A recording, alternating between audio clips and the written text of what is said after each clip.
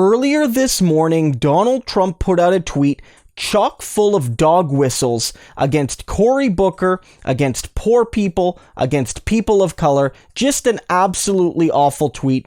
And while Cory Booker's response was fantastic, it doesn't change the fact that what Donald Trump said was very ugly, and we have to really unpack what he's saying and why it matters. So earlier today, he said, the quote-unquote suburban housewife will be voting for me. They want safety and are thrilled that I ended the long-running program where low-income housing would invade their neighborhood.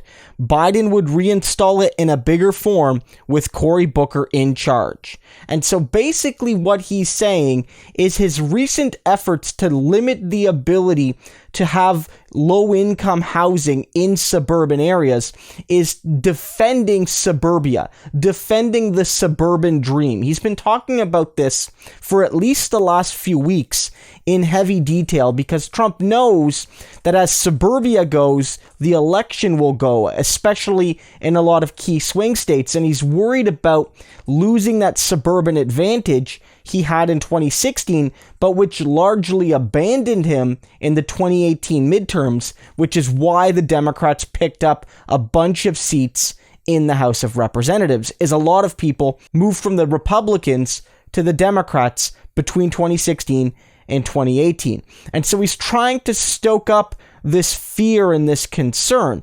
And basically what he's saying is suburban housewives, and what he means by that are white middle to upper middle class suburban housewives.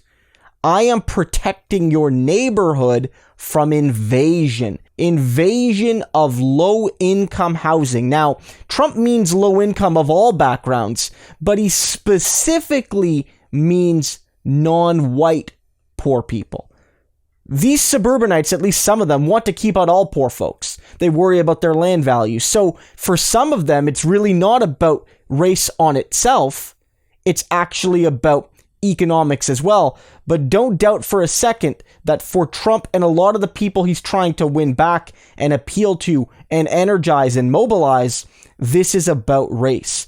This is saying Cory Booker with Joe Biden is going to bring back that plan, expand it, and invade the communities of white suburbanite women with poor people of color. And Cory Booker being brought up here, even though there's no indication from my perspective that Biden has released, Cory Booker as a potential housing secretary or development secretary. There's nothing in my reading that has indicated that. It doesn't mean it won't happen, and it doesn't mean that he wouldn't consider Cory Booker for his cabinet. But the reason he's listing Cory Booker is he's a prominent black Democratic senator who might end up being in cabinet. And so what he's signaling to the people, what he's dog whistling, is black man working with Joe Biden will invade and flood your communities with poor people of color, poor black people in particular. And I will be the one to save your lily white suburban communities from this racial invasion. It's very ugly politics.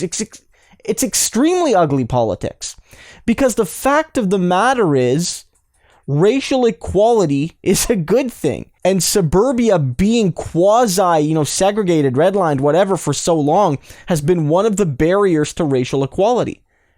And actually, the studies have shown that while integrating neighborhoods in terms of ethnicity and class might cause slight decreases in land values, it does not make neighborhoods less safe. Right? So when you're talking about safety and security, there's no indication that a more diverse neighborhood equals a less safe neighborhood. And so what you're seeing is absolute scaremongering. The Democrats don't even really have a major plan to build more egalitarian suburbs.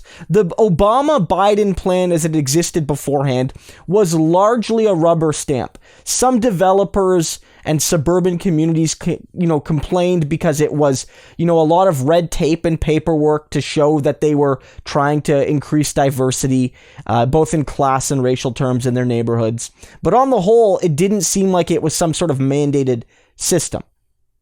But Cory Booker's response was fantastic.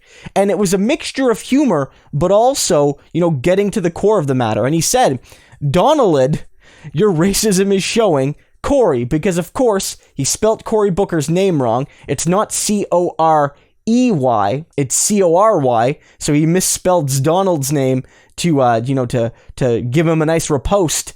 But also, he makes it very clear that this was an out-and-out racial tweet, filled with racial animus.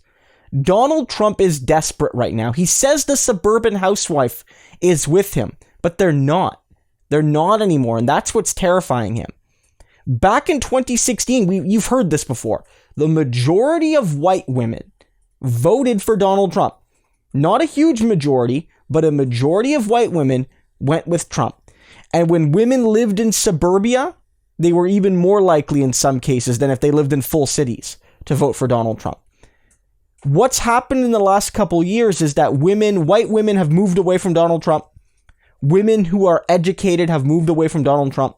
Women in suburbia have moved away from Donald Trump.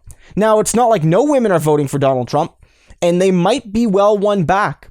But what Donald Trump is saying, what he's indicating is, the way I'm going to win these women back is by saying that poor people of color are going to come and take your community away from you and your children. And that's not only a lie, it's disgusting politics.